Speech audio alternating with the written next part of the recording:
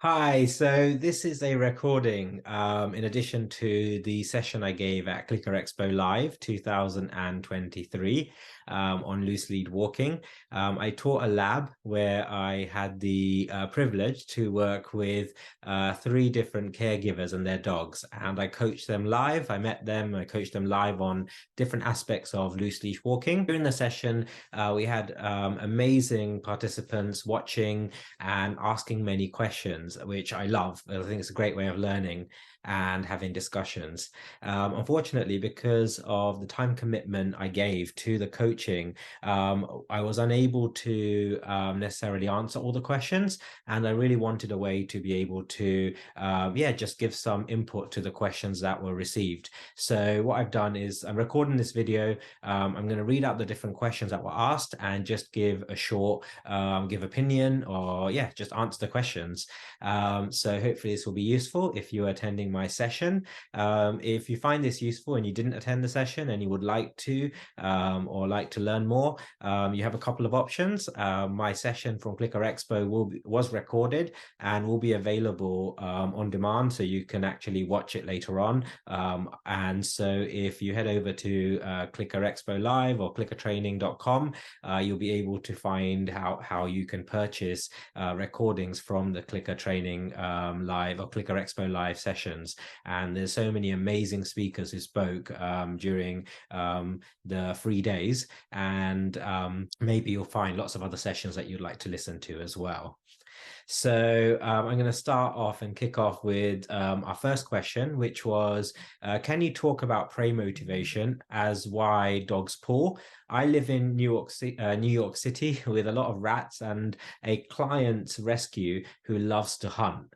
So great question. Now, some of the things that I would be thinking about here is when we look at the dog who's hunting, what aspects of the hunting is reinforcing, or what can we observe, or what can we manipulate in the environment to find out that information. So for some dogs, it could be the smell, it could be the visual of something small moving and chasing that thing. Depending on what aspect it is, some of the things I might try is getting some rat odor online and using that as a potential reinforcer, and also a cue, establishing it as a cue for something.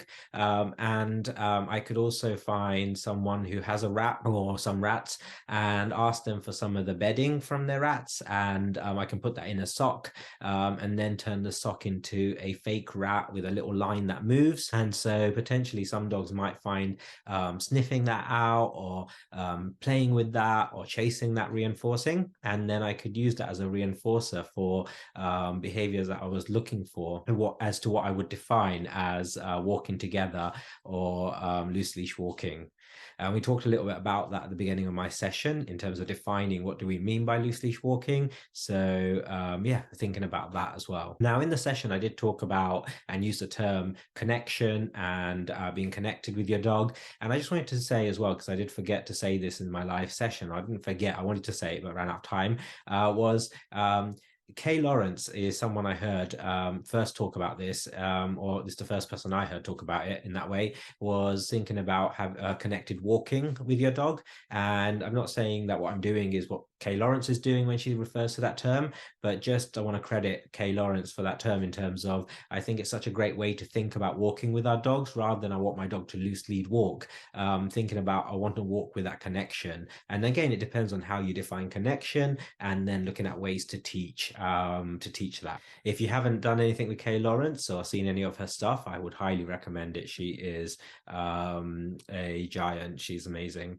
And then another question we have here is, hi Chirag, love the way you talk about the function of behavior. When you have a noise sensitivity dog that seems to be pulling to avoid noises, would you start with the lead exercise, or try to change the client's mind to try and change the noise sensitivity first? So I love that you've pinpointed that it's really important to think about the function, rather than just treating loose leash walking as loose leash walking, or pulling like treating pulling as dog is pulling, but why is really important. And if I have a client, if I have a dog and the dog is pulling because of, like you say, avoidance of noises or escaping noises, what I would suggest is looking at ways to integrate both. So if the client's first priority is, I really want my dog to stop pulling, and if you're going to work on noise sensitivity as a separate thing, nothing to do with pulling, then the client may not find that very reinforcing. So sometimes, can I find a way to cocktail the exercises? So can I work in a way that also helps with the avoidance of sounds or escape from sounds? And so there's different ways of putting together protocols that could allow for that. So they're the kind of things I'd be thinking about in that situation. And I may point out to my clients. So from my observations, what I observe is your dog tends to pull when a lorry goes by or there's a sound, and it seems that the dog is trying to get away, or that space is what's reinforcing the pulling behavior, and the movement away from the sound. And so one of the things that we may want to work on is give your dog less reasons to want to move away from the sound, and that could address the pulling. And so in terms of when you say change the client's mind, I would look at it from that perspective, sharing my observations, and then also being able to coach the client so they find it's reinforcing, and so they want to do more of that. Another question we have is is it sometimes just a bad situation? So, for example, if you have a 74-year-old woman with a 1.5-year-old pit bull cross German Shepherd mix, the woman is fearful of falling down but wants to be able to walk her dog. She has tried electric collars, prong collars, choke collars, and even driving her car and having the dog chase the car for exercise. And this is a real life example. So, first of all, that's an amazing question. But also, when you say that question, I hear the caregiver who's trying everything to try and help walk a dog in a safe way.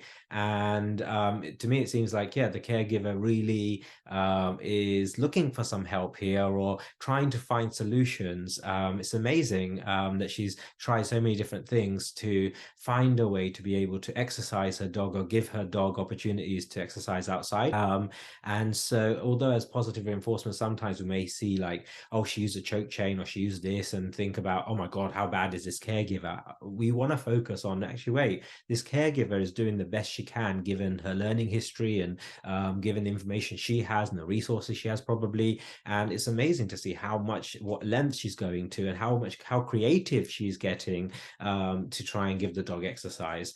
So in terms of your question, is it just a bad situation? I would say, so often, how do we define it as a bad situation? For me, it could be, is it a situation where I can't find environmental arrangements to promote safety for the caregiver and for the dog and good welfare? And in that situation, then we may have to say, okay, what other environmental arrangements can we think of that could work? And that could be partly thinking about rehoming and things like that. But before I do that, I often find in situations where maybe I can't think of environmental arrangements that would work given these conditions, I may ask friends of mine or other trainers and even non-trainers, because obviously I wouldn't share my client's name and their exact details, but I might run a scenario by them and say, what kind of things do you guys think about? And non-trainers as well as trainers might come up with say something and go, well, I would see if my neighbor was free, or, oh, I live in that area, I'd love to take the dog for a walk. And so suddenly you might have a solution that you didn't think of. And so I would ask other people, and suddenly they may, with their learning history, because everyone's learning history is different, they may come up with something that you think, oh, this is going to really help.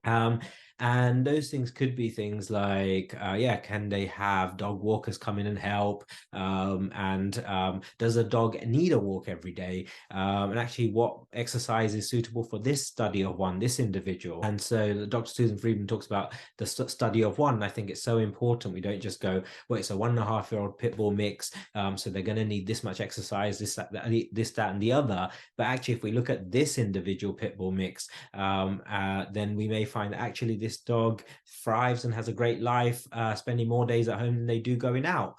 So yes, look at the individual, and we may be able to find answers using some of the things I've just talked about. So another question we have here is, winter can be really, really cold where I live. So reinforcing retreats on an outside walk can be challenging. I would love to hear some ideas on how to manage this. Now, just from the question, I would like to ask, and obviously it's hard for me to ask now because you're not available to answer this, but how is it challenging? So where does the challenge lie? Is it in the challenging for the dog to eat the treat in the cold? Is it the dispensing of the treat, or having, like, being able to give a treat by hand in that weather without taking your gloves off, or finding gloves at work to deliver treats? Or could it be that, I don't know, you have a glove on top of your glove, like a laundry a plastic washing glove that's covered in peanut butter, and you can let your dog lick that glove, put it away somewhere in a treat bag, and then bring it out again and use that as a reinforcer. Or could we use a food tube or something like that? And if it's something to do with the dog in terms of the dog taking treats, that's difficult in that weather, then we start to think about, okay, so how can we maybe work around that? So it depends on, I suppose, the specifics of your question as to the kind of suggestions that or ideas that I might come up with. And in addition to that, what I might say as well is I might think about things like, okay, if I can't deliver food so often, can I establish certain cues and condition reinforcers that could help and build longer durations or more occurrence of behavior before I have to deliver a piece of food or something, and do it that way as well. And then I've got another question here that says, back control harnesses. I thought dogs have a reverse reflex, meaning if they pull from their back, they will push forward stronger. Is this not the case? I usually use a front clip harness. So thank you for asking this. We didn't go into the discussion of this, but I did mention during the webinar or the session, the live session, the lab, that I have a preference for the balance harness, and also I prefer using a back clip rather than a front clip as my first go-to. Not saying I never use a front clip. I'm just saying that's my kind of starting place. The reason I do that is because I find a lot of front control harnesses, and please don't get offended here if you don't believe, like if you believe something different. I'm just sharing with you my belief, and I'm not saying I'm right. I'm just saying this is my observation, and this is why I'm saying it. Is I find a lot of front control harnesses used to manage dogs who pull. Some of them are working because they are aversive. They're either applying pressure, or they're off balancing the dog, or they're making it uncomfortable for the dog to keep moving in the direction they're doing. Or a lot of the front control harnesses, or the harnesses have front clips, often you see they're skewed like this and the dog is like moving along like this. Now again, it's not saying these pieces of equipment are bad, because it's how you use them, and the way you use them could work really well. Just in my experience with our general caregiver, or whatever a general caregiver is, yeah, actually people I observe coming into my coming to see me, often they just buy these harnesses, stick it on the front clip, and then you see these dogs walking like this the whole time, and I don't necessarily think it's the best thing for the dog's movement, or yeah. And so that's where I prefer a lot of the times either teaching them how to use it with a front control clip, or starting off with a back control clip.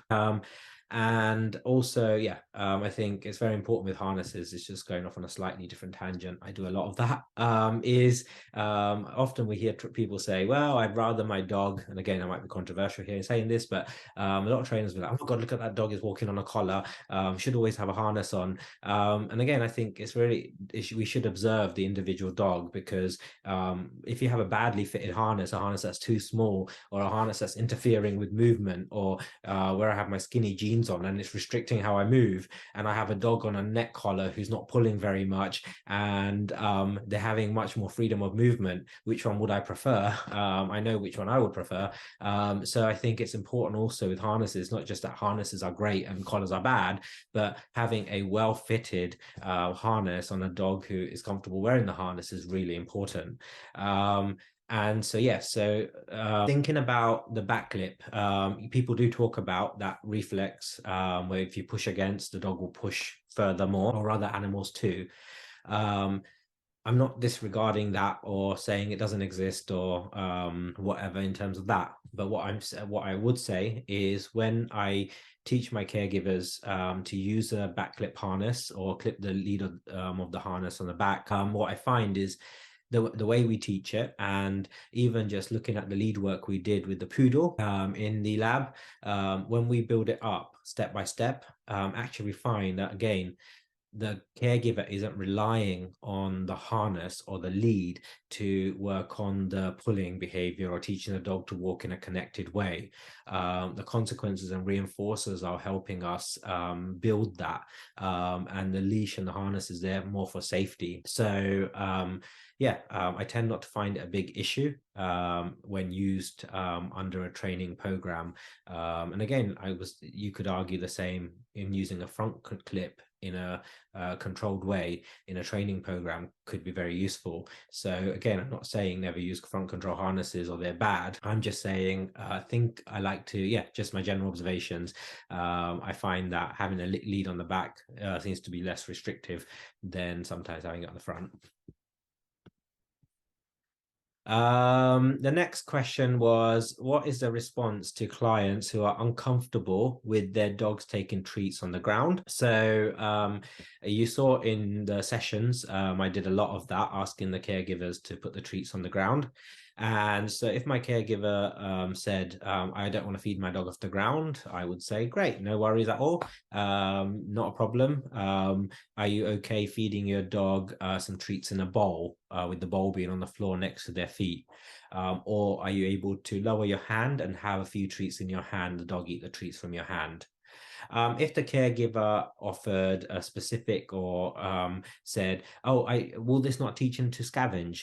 then I might say, I don't find it does, because under the conditions with my dogs of me putting treats on the floor, them taking it, compared to just food being on the floor when you already appear without seeing me give it, are two different cues. And I'd explain a little bit about that in a way that could be easier for them to understand at the level they're at. That's how I would address that. And then if they didn't want to put food on the floor, that's completely fine. Next question was, at this point, if the dog tried to go out the front door, what would you have done? And then I noticed your next comment was, I see what happened, because in the session, I think this was referring to the poodle, you saw the poodle go out the front door, and you saw how we worked through that. So I think your question was answered. How do you handle when a dog zigzags to the other side of you, even though she is near you? So it depends. For some people, part of what they're defining as their connected walking, zigzagging is perfectly fine. They just move the lead and the dog can zigzag as much as they want. For other people, under certain conditions, they would prefer the dog stays on one side for duration or for the whole entire walk. And it could be either side, depending on, it doesn't have to be just one side, or it could be they always want the dog on one side. So what I would do again is look at when I'm starting the training, if establishing first of all what the criteria are, and then I will start to look at where I'm placing my reinforcers. So you saw yesterday's session, a lot of times with the first dog, I wasn't specific in feeding to the left or the right. It was just feed behind or feed in front. So I may be more specific, so more the reinforcement history is placed on a specific side. And then also maybe what we'll do is if the dog is on the side, if the dog is constantly crossing over, then we may start to just focus on shortening the lead a little bit. And if the dog goes to cross over, and that arranges the environment for the dog to then go back on this side, and as the dog is back on that side, focus on providing lots of reinforcers on the side where we want the dog. And that reinforcement history will drive behavior. Do you think this exercise with Mela contradicts the idea of having the dog sit and stay at the door and shutting the door when the dog gets up or steps forward, then having them sit and stay again until the door opens wide, and they stay in their sit. The reward in that exercise is being able to go outside instead of treats. It seems both exercises are headed towards the same goal. What do you think is the biggest benefit of doing it like we have with Mela instead of the other exercise? Wow. Loving like yeah, I could just, it would be great to do just a Clicker Expo live session on just yeah, another extra session on just these questions, because the discussions we could have backwards and forwards as well would be amazing. So okay, first of all, I used to do the exercise of, if the dog goes to go forward, shut the door. Um, and then when I start to question how I teach, what I teach, and my philosophy and my ethics, the way I want to teach, Dr. Susan Friedman gave a presentation on Lima, and looking at the least intrusive, most positive way of working through something. A great presentation I'd recommend watching if you haven't had a chance to hear it or listen to that. So what I would suggest is, again, my philosophy is I want to try and teach it as much as possible, staying focusing on using positive reinforcement and minimizing aversives where possible. And so that's my philosophy on how I want to teach and train. And I find that sort of slamming the door or quickly moving the door is aversive. And so can I focus on teaching the behavior of staying at a door in a slightly different way? And so I tend not to teach anymore. If the dog goes to move forward, shut the door quickly. And yeah, so what I'll do is I'll try and arrange the environment in different ways to teach the same thing. And when we start to break down our ABCs to look at what steps do I want to take so that I can positively reinforce this approximation to get to the next approximation, then we can quickly have a dog who's staying at the door, not pulling out. In the video, again, what you see is by observing the dog's behavior, where the dog stands up and walks out the door, there's not many additional reinforcers provided, and you had some barking, and then the behavior that's reinforced is the dog coming back or turning towards a caregiver rather than pulling out towards the door. Then during the next repetition of where the dog's inside, the door's shut, the caregiver opens the door, you noticed what we did, the reinforcement history, and what you now get is a dog who doesn't fly out the door. The dog pays more attention to the caregiver. So you can see both achieved a similar topography of behavior, but one potentially had yeah, you can just question which one has contingencies that you're comfortable having, or you want to yeah, you want to set up, and depending on your philosophy and how you train and what you're happy with and comfortable with, and where you're going, I suppose you would choose whichever way of doing it. So I would say they don't actually contradict. You could use both. You could choose to use one because of your beliefs or the ethics that you choose to prescribe to, the science that guides those decisions. So it depends on, yeah, why you're doing it, I suppose. When I do this with my dog, do I praise him or should I just be quiet? So again, great question. Notice that in the sessions, a lot of times, especially that first session, I asked the caregiver to focus on that food delivery, the timing of the food delivery, their body movements, their lead holding, and observing the dog. And already there's quite a lot for them to do. If you break those down, there's even more things that we did.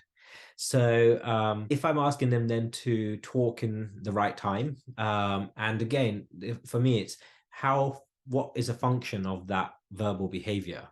For many dogs, it's background noise. For some dogs, it could be a condition reinforcer. But if I already have the dog close enough to me, and as the behavior is occurring, I'm able to put the food down, I don't need a marker, essentially. But there's always other markers. So your hand movement could be a marker as well, potentially. So I don't need a good boy in that moment. And what I can start to do is, if my caregiver is focusing on the real bare bones, the skeleton of what is crucial or important or what's needed to help make progress. And as you saw in that session, I don't think having verbal behavior would have like praise or other noise would have actually benefited in any way the progression of that session. And so I like to try and trim back, simplify what you need and what you don't need in a specific situation, and for that caregiver and that dog, and then add as you need to, and add the layers and develop the layers as you need to. So yeah, I would say a lot of times, so often we find that caregivers may be talking more than we need to, and the talking has become a cue for something that maybe we don't want it to be there. So by also having the caregiver focus on other things, and you notice I didn't have to say don't say anything to your dog, I just focused on what I wanted the caregiver to do, and they were busy doing so many things and potentially didn't have time to actually spend time doing lots of talking. It worked really well. How can we work with a client who refuses to use a good amount of treats? Maybe we do shorter sessions if we have a limited number of treats, or we can break the treats into smaller pieces, or we can make pate. So if there's a certain amount of kibble, maybe we can blend all the kibble and add some water, and then use a syringe or use a food tube to feed it, and that gives us a few more repetitions. So they could be some of the things. We could look at using other reinforcers. So the way we did the training session with the first dog, there were lots of reinforcers that sort of MOs that we were playing with, or not playing with, but yeah, we were working with. And so there'll be other reinforcers that are occurring, and for those dogs, often like body movement, taking a step forward. And so you don't always need to provide that treat. And again, early on, sometimes we may be using food a lot more, but then as we start to do more movement and we're getting more behavior before we offer a piece of food, that might start to also negate that concern. Does it matter to you that a hand is rested in her treat pouch? Do we need to worry about luring versus the dog learning what they're supposed to do at this point? Again, first of all, fantastic observation skills. I love the observation skills, good observing. And second of all, great question. My thoughts here, first of all, is as trainers, we often learn clean handling of reinforcers. And part of that doesn't mean hand shouldn't be in treat bag. So if my hand delivers a treat and then goes into treat bag, is completely still. And then when the dog does something, hand moves, delivers treat back in treat bag. For me, that seems to, that I don't see any problems with that. So it's not that hand in treat bag is bad, but hand in treat bag could have been a condition as a condition reinforcer, a cue as well. And we may not want that in this session for this individual. And also, depending on, so actually, let me go back a step. So why I was saying, like often when we're taught to have clean treat handling, and we're often taught give a treat hand by your side, not in the treat bag, we often go to a client and we try and teach them the same things, like only say this once, make sure your clicker is by your side, you're not holding it here, or to hand outside a treat bag. And often the client's like, I just want my dog to stop pulling. I asked the questions, what's important right now? And as you saw with that dog, the poodle, I only met them a few minutes before the session, and then you saw the training live. I like to try and start getting hands-on and having the client practice. And what I'm observing is what is happening, the antecedents, behaviors, consequences, and how does hand on treat bag affect the dog's behavior? And it could actually be helping in the situation. If you have a dog who is pulling a lot and the caregiver's hand is near the treat bag and the dog is focused towards them, that is that environmental arrangement is promoting more focus towards the caregiver. And for the caregiver, they're like, oh, my dog's paying attention, reinforce, and that whole process is reinforcing. Maybe they want to replicate it. Whereas if I get rid of the hand by the treat bag, it changes the scenarios, and maybe you get more pulling in the beginning. And so maybe actually it's useful for me. And then the other aspect of that is I love luring. I don't think there's people often think of luring as the dog isn't learning when you're luring. I don't believe that's true. I don't believe, I'm not saying you're saying this, whoever asked this question, but just I hear a lot of people say, oh, the dog isn't really training. You're not doing real training if you're luring. Well, you are. Like, what is training? Define, first of all, we have to define training. And depending on definition of training, for me, if I'm using a lure, and again, when we say a lure, I would define how I use luring is specific. So just because you're putting food in front of a dog doesn't mean you're luring to me. And so my luring procedures would be specific. So again, we might want to define what we mean. Are we really luring, or are we taking food and doing something, or using a treat bag, and that's functioning to arrange an environment for certain behavior that we may not want or we may want. So yeah, it depends on what we define. But for me, I love luring. I use it all the time. I don't believe a dog is any better. I don't think the science is there to show that a dog who learns a behavior doing it for themselves, like, you're never doing anything, you're never learning something by yourself, because the environment arrangement promotes behavior, evokes behavior, and shapes behavior, consequences drive behavior. So it's not that the animals self-learn, and so the luring is an antecedent and potentially a consequence arrangement that's promoting behavior change. And I haven't seen to assign, like, to show that that's better or worse than to do it how people might call it free shaping. And again, I have it inverted commas. I don't believe it's just free shaping. Is yeah, we need to define that again. So that's a whole different conversation. But lure away. Just obviously you need to lure in a way that's conducive to where you're going.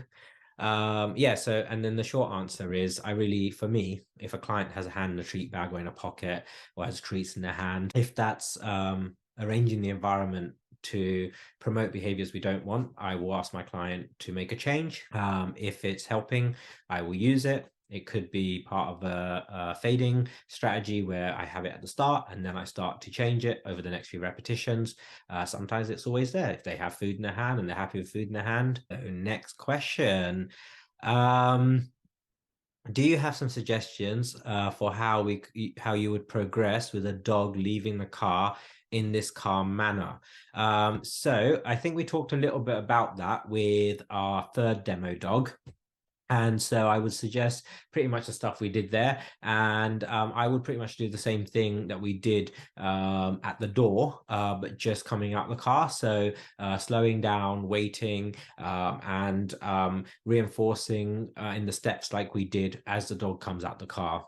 Do you find that dogs who are environmentally sensitive, if they've been taking treats all the way from inside the house, are more able to continue outside? So definitely, again, depending on what we mean by environmentally sensitive, and the learning history in terms of why they turn their head away from treats outside, there's many different reasons and functions there. But yes, sometimes I find that if we start working with a dog, like we did with the first dog in the house, and make our progression and steps as we go outside, you often find dogs who weren't taking treats outside, they actually start taking treats outside. How might you modify this training for a client who doesn't want to feed on the ground? I would feed either just lower the hand so the dog's head is slightly further down, and do it that way, or use a food bowl on the floor. Okay, so this is fantastic to observe. Thank you so much. Please, can you say if there's a reason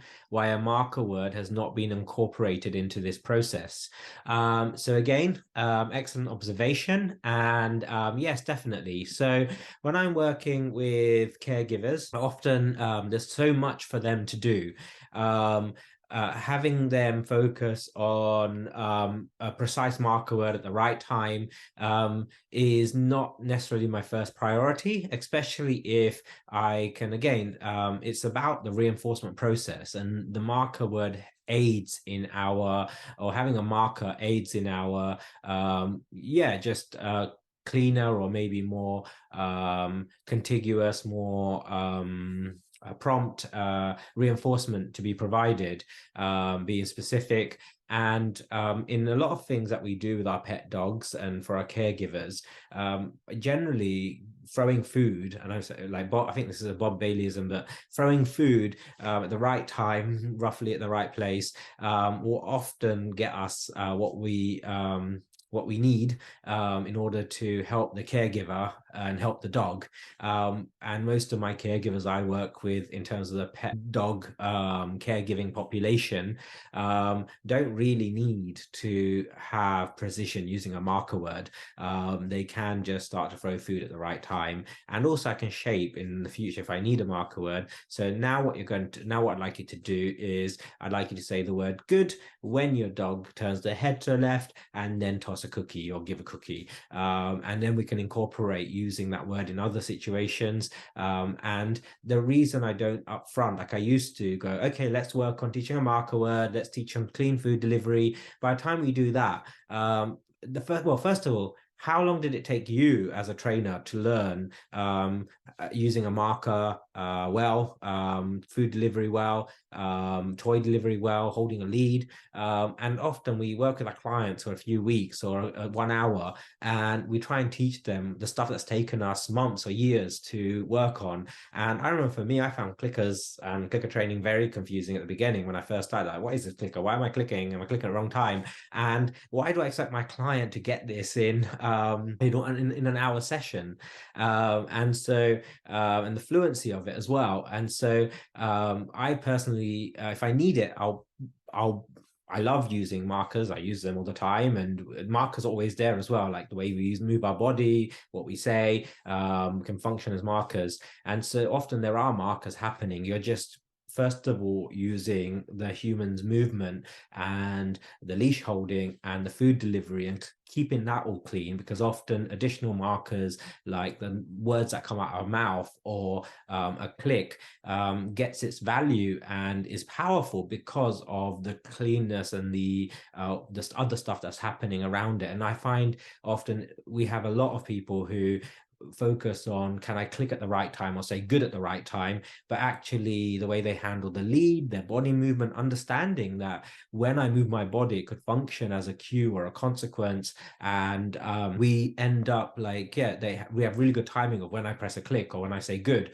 but actually the foundation behind it isn't clean or isn't strong. So I like to work with caregivers and trainers. Actually, I often say, okay, let's put everything we don't need away and let's just show me feeding with the animal, show me safe movement and handling and your body movement and when you move your body, why you move your body. And then we start adding in extra layers like, okay, now I'd like you to say good at this point, or blow a whistle at this point, or click at this point. And so I find that's just my way of working around things. Hope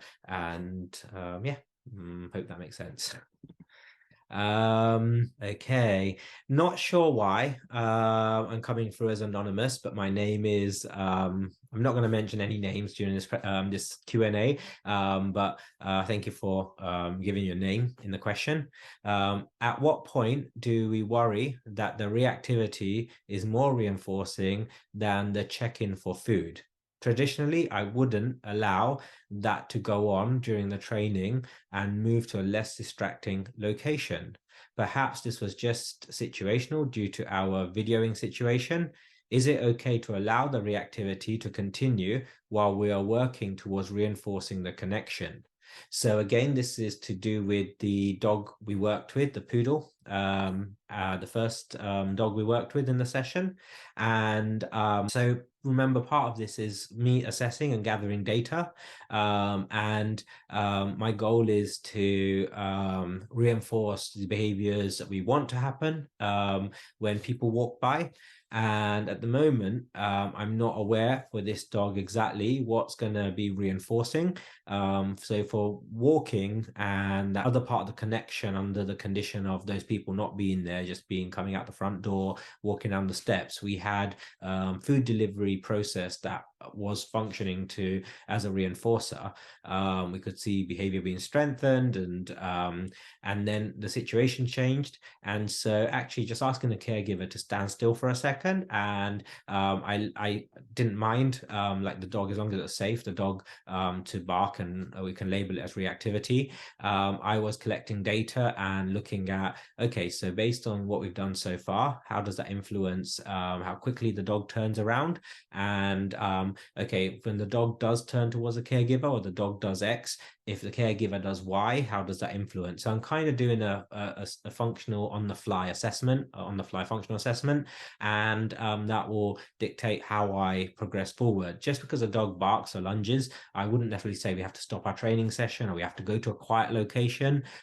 If first of all, I observe and collect some data, and then based on that, I will decide, yes, we need to move to a less distracting location, or we need to change what we're doing when we reinforce a turnaround behavior, and just we need a different type of treat in that situation, or we need to use this movement, or we need to use more treats or less treats. I would, that's where I went. And so I don't necessarily, like, I know some trainers will be like, we never want the dog to react when that happens, because then they're practicing the behavior, they're going to do more of it. If the dog's already been doing it for the last 7 years, often I don't have an issue, for as long as it's done safely and I've considered the risk assessment there, to actually let it happen. Because I want to, if a caregiver says to me, oh yeah, when I'm on a walk, my dog lunges at people sometimes, or my dog will bark and lunge in this situation, I do this.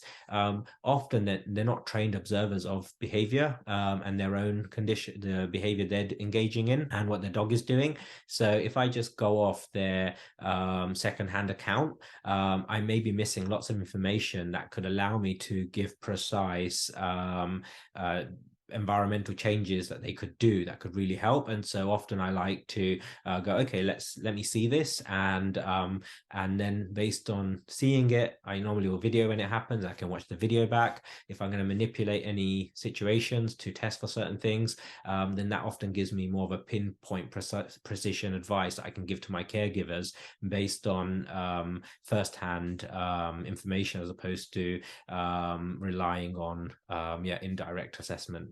I'm focusing more on the direct assessment. And again, I haven't found that like, I find dogs like that actually within even that same session, they could maybe have reacted 3 times at the beginning, and I actually let it happen and I watched what happened and I collected data. By the end of the session, we could, even in 60 minutes, see a massive change, and we could doing different procedures, we may not even see the change where we didn't let the dog react at all. We would then, if you expose the dog to a person after 60 minutes, the dog would still react. Whereas I could take a dog who I allowed to react, and then given some change in teaching and education and contingencies, I put them in front of someone 60 minutes later and they're not reacting at all. So I don't think just saying, well, we let the dog react so they're going to react more, is necessarily just true. I think there's a lot more complexity about it. So for a client like Mila and Kylo, what will your instructions be for walks and management in between sessions as they continue practicing the skills you're teaching?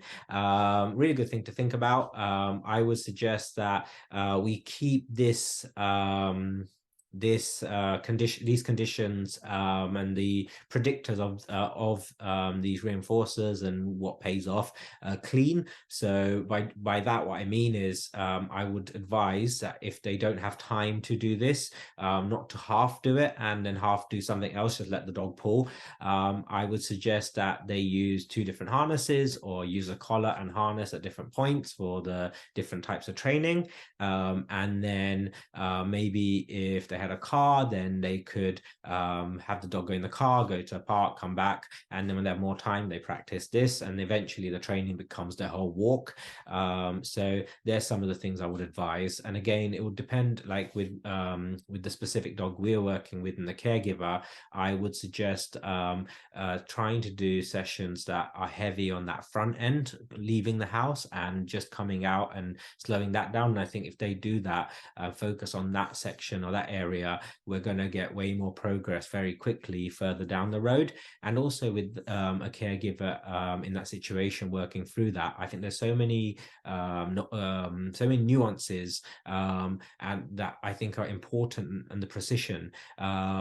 of the timing when they're doing certain things, just doing a session and saying, okay, just replicate this, then people aren't going to be able to replicate it, because there's so many nuances of when you're coaching them, or when you're asking them to stop or stand or do this or troubleshoot something that occurs, and being consistent and doing that well. So often with clients in this situation, I might say, rather than booking, if you're, how many sessions would you like to book? And if you want to book 6 sessions, rather than booking one every week, what I would probably recommend is, let's do one session every day for 4 days or 5 days. And then what we find is, I ask them just to do the walking when in that session, and then outside of that to give them other things to do with their dog. And then if that's practical and realistic, and what you often find is by day 5, often you're making so much progress, and the caregiver is so fluent in the procedures they're working on, when they're doing their own walks and you're not there to give them feedback, there's already really good skills and timing and handling and everything else that keeps it all going, and the momentum and the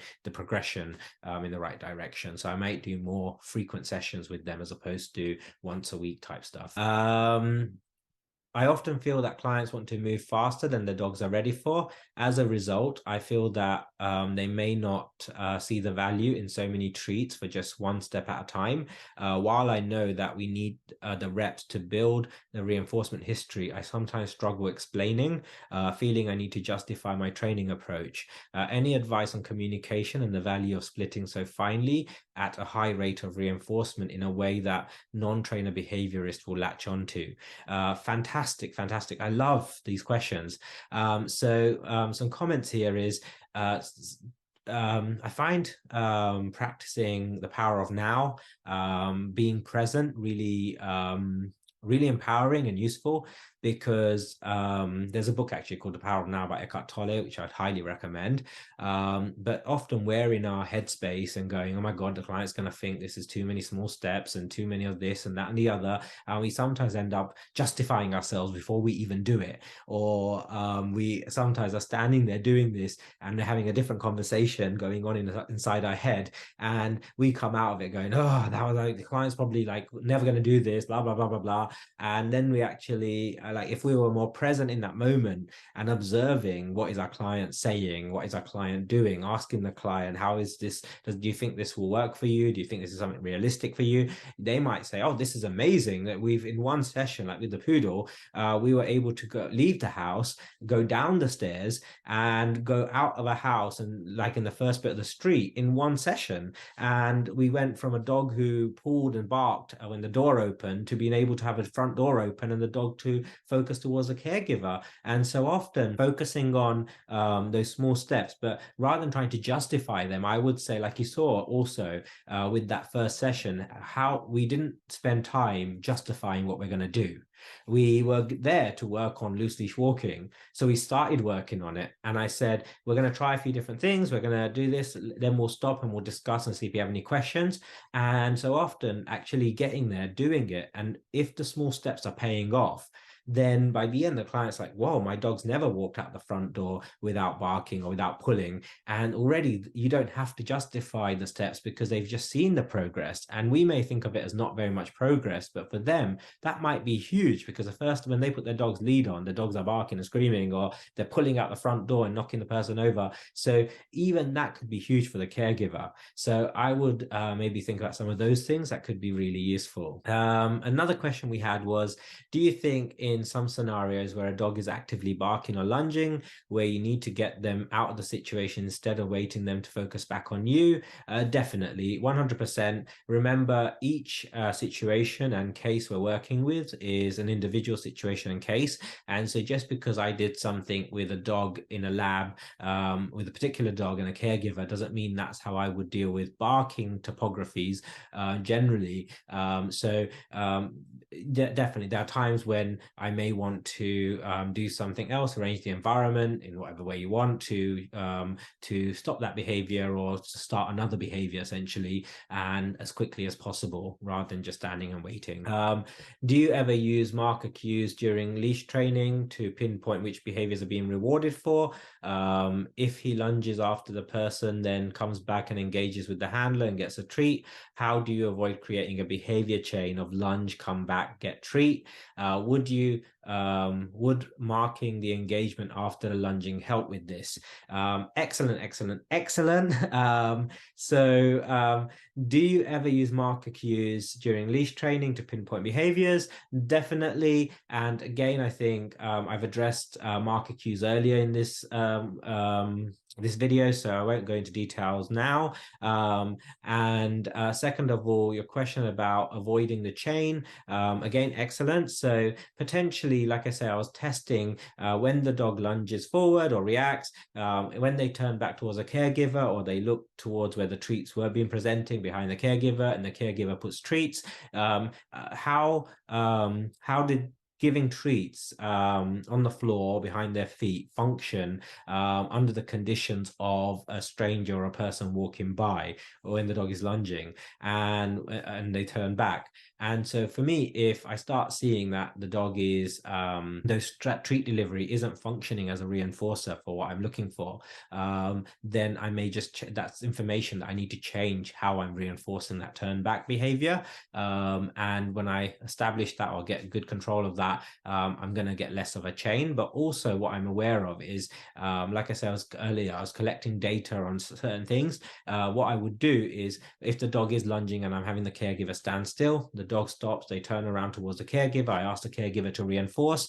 Then what I might do is ask the caregiver to put some more treats down while the dog is sniffing and eating the treats that you've just put down. And then again, repeat, and then repeat. And then when I say repeat, I mean repeat, not letting the dog bark and lunge, but eating the treats as the dog's eating, put more treats, and then allow the dog's head to come up and then feed again. So what I'm actually starting to do, there's way more reinforcement history that goes into potential reinforcement history goes into the turning away, eating treats, rather than it being lunge, eat treats, lunge, eat treats. So I'm aware that potentially a chain could form, but then I'm also changing how we're going to deliver treats and what treats we're going to deliver, or what we're going to do that could function as a reinforcer to shape the behaviors that we want more of. And your other question there, would adding a marker help reduce the likelihood of chain? I would say no, because your marker is essentially going to have two functions. One is as a condition reinforcer, and one as a antecedent and a cue, a discriminative stimulus. What I would say is you're still reinforcing when you click, when the dog turns. So and by putting food down, you're reinforcing. If the food being put down is a reinforcer, then yeah, you're still reinforcing. So it wouldn't, I don't think it would help reduce the chain. So yeah, hope that makes sense. But very good question. I like why. I really love how you're asking about that scenario, thinking about those possibilities. For me, that's amazing. I should modify my question. Okay, I think we've addressed that one. Will this look at any different real life situations when going for actual walks at certain times without doing the initial focus work inside? 100%. So again, I think this question reflects that first dog we're working with, the amount of time we spent going outside. What you'll find if you do this every day, usually if I'm with a client, I'm doing it every day for an hour. By even day 3, that first bit of the work that maybe took an hour, just the preliminary work, by day 3 takes 20 minutes or 15 minutes. Usually by day 5, it could be down to even less than a minute. I've had dogs where we spent like an hour on that first session doing that prelim work, and then actually by day 4 we're down the street round the block, and within 15-20 minutes, and we only did a minute of the work in the other front. And so you'll find that it naturally speeds up, not naturally, the work you're doing, and the way your reinforcers allow you to speed up that initial work, and you can move a lot faster. Chirag, can you share any concerns you have about trigger stacking when there were repeated distractions during a training session? Again, great question. I don't really, I'm working with an individual dog. A dog walks by, the dog barks and lunges. Then I don't know, let's say a car goes by at fast speed, or a motorcycle, and the dog lunges. You could either say, oh my God, we're trigger stacking. But trigger stacking, or the discussion of trigger stacking as a concept, is that exactly that. Just because your dog barks and lunges, or just because that, let's rephrase that. Just because this dog in front of you barks and lunges at two triggers, doesn't mean you're trigger stacking, because first of all, it's how does this affect this individual dog's behavior? I have a German Shepherd who can bark and lunge at two dogs, and then within minutes, depending on what I do next, I could have an amazing walk for the next hour and a half and get no more reactions in terms of barking and lunging, and I don't get a lot of stress behaviors, or behaviors that I would associate with stress. And so I'm aware, like what I'm looking at is, rather than thinking when I'm on my walks, oh my God, am I trigger stacking? What I'm looking at always, and the whole session, hopefully you noticed this, was I'm constantly measuring and observing, constantly observing behavior as my data, and looking at what happened in my conditions, my consequential and my antecedent conditions, my consequence and antecedents, and how does that affect rates of behavior or behavior. And then based on that, so if a dog goes by and a car goes by, then my dog is likely to bark when the next dog goes by with less time, less latency maybe. Or actually, if I do X, Y, and Z, I have longer latency before they bark. So I would say watch the dog in front of you. Don't go out. I find that a lot of trainers, because we're taught about trigger stacking, avoid trigger stacking, don't assume a dog barks and lunges at something you're trigger stacking as they did it 2 or 3 times on a walk. Come back to watching antecedents, consequences, behavior, and the connection between them, and or the patterns between them, and then change your environment as you need to based on the data in front of you. And hopefully you can see that with the session we did. I tried to emphasize, or I tried to focus on driving that session in that way. So yeah, when you watch the video, you'll be able to see that. Seems some dogs can't take treats outside because they're over threshold so quickly. How do you deal with that? So again, when a dog doesn't take treats outside, look at what is the dog doing. So when caregiver offers treat, dog turns head away and pulls forward. Could be one example. Why does the dog do that? I don't believe the answer is often they're over threshold. What does that mean? So I'm not saying it's a bad thing. And just for me, like I used to say, they say, oh my God, dog's not taking treats to over threshold. But actually, if I take the way I want to work with behavior now is I'm constantly looking at, like I say, doing on the fly functional assessments, understanding the function of a behavior, and constructing and teaching what I'd like the dog to do and the caregiver to do. And so I've had lots of cases where dogs don't take treats, or they may start panting or yawning. And rather than just saying, oh, the dog is stressed, the dog could be stressed, but also there could be other reasons why the dog shows those behaviors. The dog has learned when caregiver outside puts a treat in front of my face, if I turn away and I pull, we get to carry on walking forward. And in that situation, treat presentation may not be so reinforcing, but actually walking forward maybe. Or it could be the dog is doing something to access avoidance of a situation or escape of a situation. Someone tries to offer a treat and ask the dog to do a sit, and they haven't understood the function of what's going on, but they're like, oh, the dog's pulling, let me see if I can get the dog to do a hand target. And the dog, food in that moment isn't reinforcing, but the dog learns, if I pull forward, or I back up, or I do this, and then they get escape or avoidance is provided, and that reinforces that behavior, but also reinforces turn away from food. So there's lots of different reasons why dogs don't take food. So I like to observe the conditions under which they're not taking food, i.e. what the alternative behavior they're doing in in that situation, and then you'll be surprised at how much we can actually shape quickly. I've had dogs who people like in workshops, and I've got videos of dogs who people are like, oh yeah, he never takes treats for the last 6 years. I've tried hot dogs, this, that, and the other. When we go for walks, and the dog is constantly screaming at everything we go by, and you'll see like 15, 20 minutes into a session, we've got a dog eating and eats for the remainder of the next hour, hour and a half of the training session. So again, if you start to focus on what antecedents, what behaviors, what consequences, what's going on in terms of functional assessment, and start to implement careful delivery of when you're presenting food, what you're reinforcing, and shaping procedures, even to start teaching the dog to take food outside, you'll be surprised at what you can get. Whereas a lot of times we often, because of some of our learning histories, we tend to just go to that label or construct of the dog is stressed or over threshold, and then we just go, okay, let's go to a more quiet environment, and the dog never learns to take food outside in those situations. So yeah, hopefully that provided some food for thought, or thought for food for thought. Okay, let's see. We've got a few more questions here. See, there's no way I was gonna do a whole lab and get through all these questions, but I love the fact that we had questions. So for me, this is reinforcing going through these.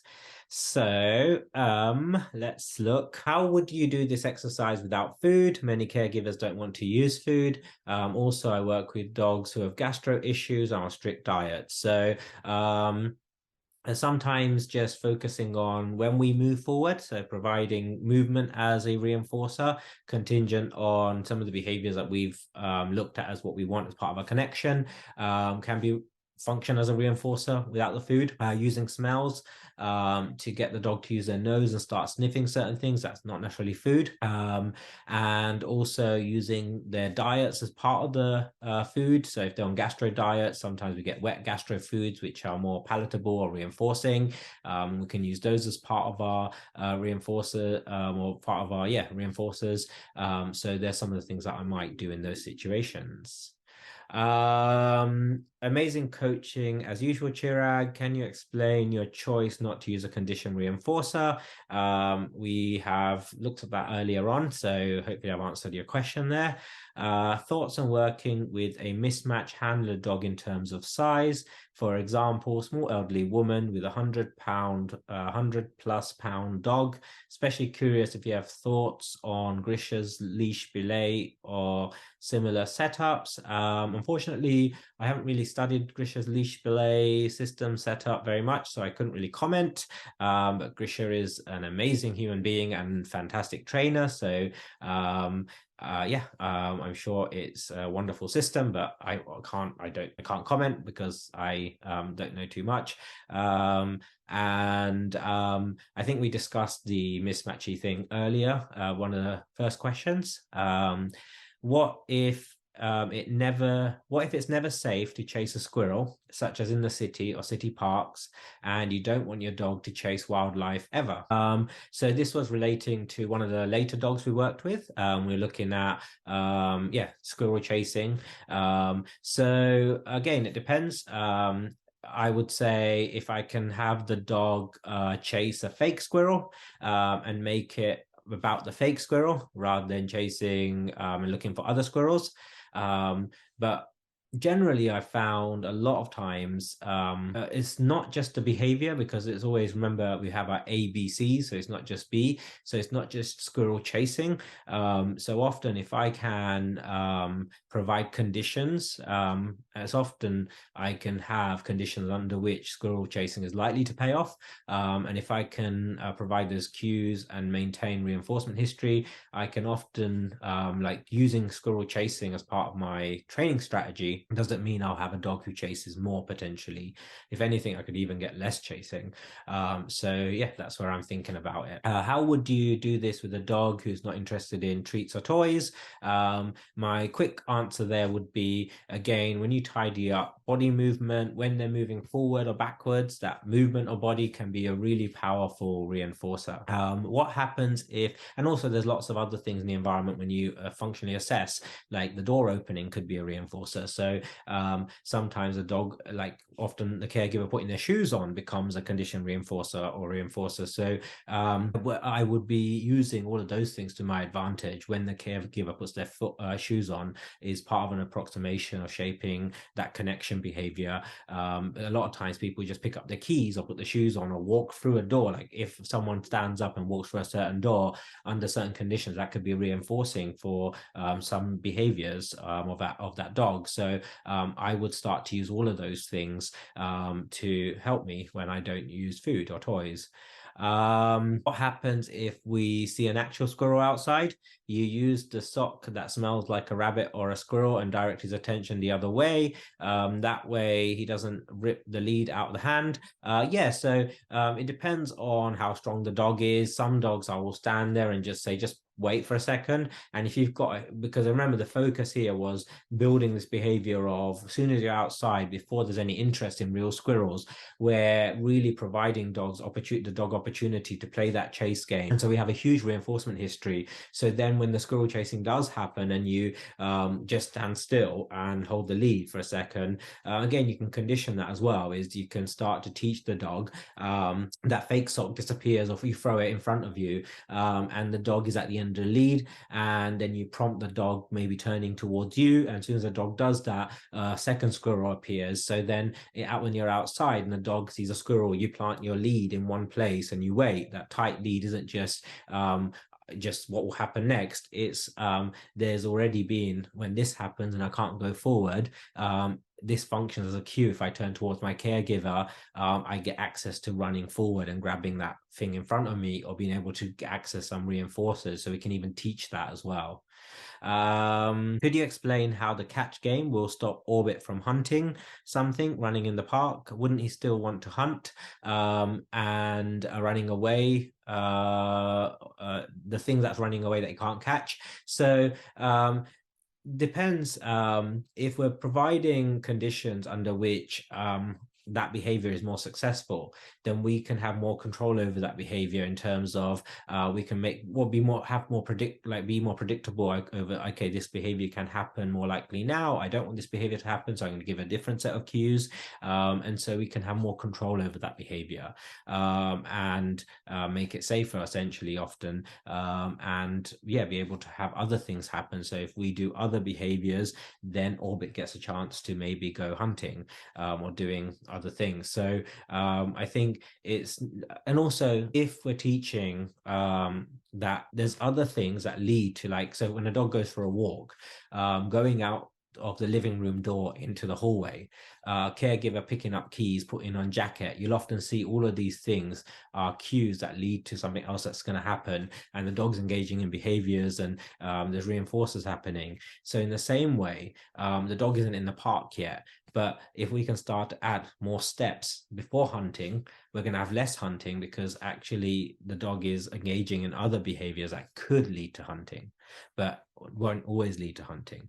So we can also encourage other behaviors to occur rather than the dog is just fixated on the hunting. Could you discuss the progression of using movement as a cue for Find the Squirrel game, please? Did I understand that the movement cue is separate from the squirrel? Something else moves and the dog has learned that this is a cue for mum to start playing the Find It game. So yes, I can't remember exactly the bit that we're referring to. I think it's the third dog that we worked with, but what I would say is, yes, one of the things I want to establish as a cue is afterwards is you see something moving, and that's when the mum having a fake squirrel and the game being the game's going to start. So then what we start to get is when something moves, that's a good time to turn towards mum. The behavior of turning towards mum or looking at mum equals chase this fake squirrel or run after the thing that's just been moving, depending on how you want to set it up. So that's how I would think about shaping that or training that.